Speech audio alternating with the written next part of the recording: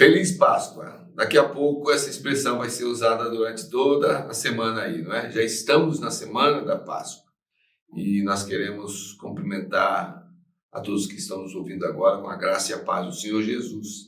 Mas nós estamos aí para comemorar mais uma Páscoa, mas celebrar mais uma Páscoa. Por isso queremos pensar durante esses dias sobre esse tema, nós e a Páscoa. Eu quero ler o texto que está em Êxodo, no capítulo 12, versículo 26 e 27, que diz assim: Quando nossos filhos perguntarem, que rito é este? Respondereis, é o sacrifício da Páscoa ao Senhor, que passou por cima das casas dos filhos de Israel no Egito, quando feriu os egípcios e livrou as nossas casas. Então o povo se inclinou e adorou. Então, que rito é este? É o que as crianças e os filhos dos judeus perguntavam aos seus pais quando celebravam a Páscoa. O que significa isso?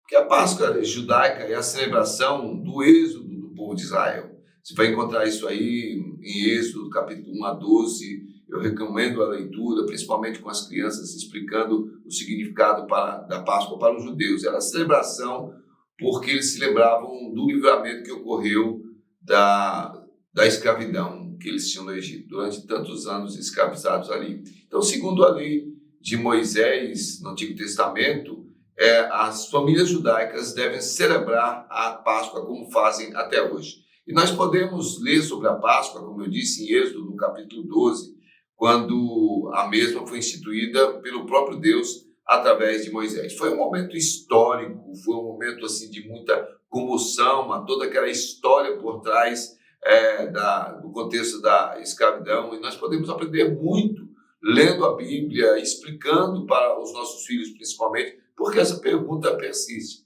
O que significa a Páscoa? Que rito é este?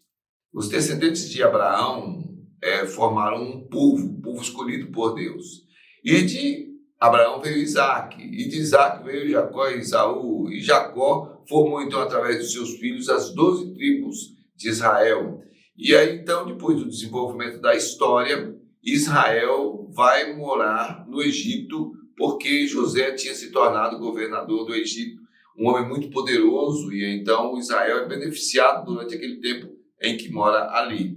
Porém, depois que José morreu, nós encontramos isso registrado aí na Palavra de Deus, em Êxodo capítulo 1, versículos 8 e 9, depois que José morreu, então, esse povo numeroso aqui, os descendentes do faraó não conheciam José, não conheciam a história. Então, o texto de Êxodo 1, 8, 9 diz: Entre mentes se levantou um novo rei sobre o Egito, que não conhecera José. Ele disse ao seu povo: Eis que o povo dos filhos de Israel é mais numeroso e mais forte do que nós.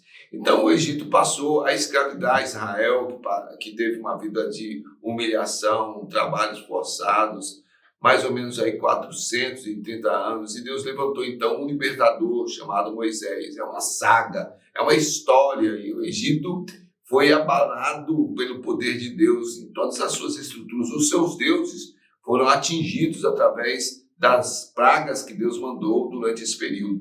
9 pragas abalou realmente o Egito de tal forma, mas Faraó estava duro no seu coração, e não libertava, não dava liberdade para o povo de Israel. A 10ª praga foi contundente, a morte dos primogênitos. Aquela noite, desde a casa do faraó até a casa mais simples do Egito, filhos mais velhos morreram, menos filhos do povo de Israel. Então o anjo da morte passou aquela noite sobre aquela região, e as casas que não estavam marcadas com o sangue do cordeiro que foi oferecido, então experimentaram a morte. Então Israel, cada família israelita sacrificou um cordeiro, obedeceu às orientações que Deus deu através de Moisés, e quando o anjo passou sobre a região, então os filhos dos hebreus não morreram. Nós encontramos isso em Êxodo capítulo 12, versículos 21 a 23. Então a palavra Páscoa vem lá do termo hebraico Pessah, que significa passar por cima, ou a passagem. Então, os judeus celebram até hoje a Páscoa nesse sentido, recordam a libertação do seu povo do jugo do Egito e, consequentemente, marcou a história, né? E por quê? deixou o status de um povo de escravidão lá no Egito, pelo menos naquele período da história, e marchou para a terra prometida. Então estamos à véspera de mais uma Páscoa. As famílias dos judeus celebram ainda a Páscoa nesse sentido, olhando lá para o passado. E eles então sentam-se nesse ritual com seus filhos e explicam o que é a Páscoa para eles. Mas e a Páscoa para o cristão? Se o seu filho perguntar para você hoje, pai, mãe, o que significa a Páscoa? Qual seria a sua resposta?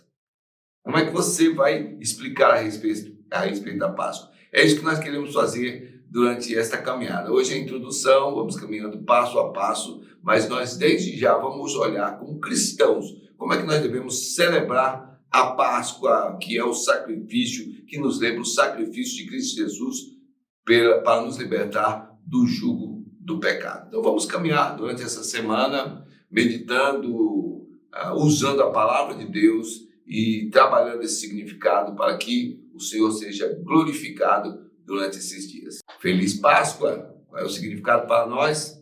Caminha aí e nós vamos meditar juntos.